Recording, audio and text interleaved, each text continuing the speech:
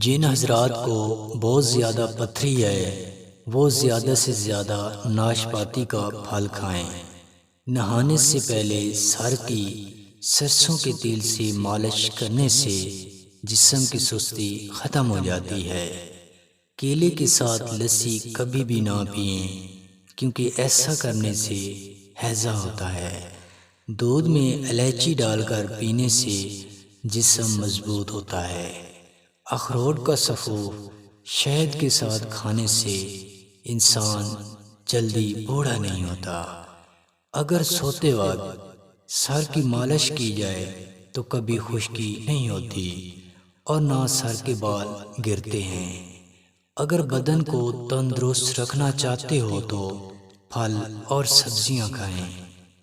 کدو کھانے سے معدے کی بیماری نہیں ہوتی اور نہ گرمی ہوتی ہے۔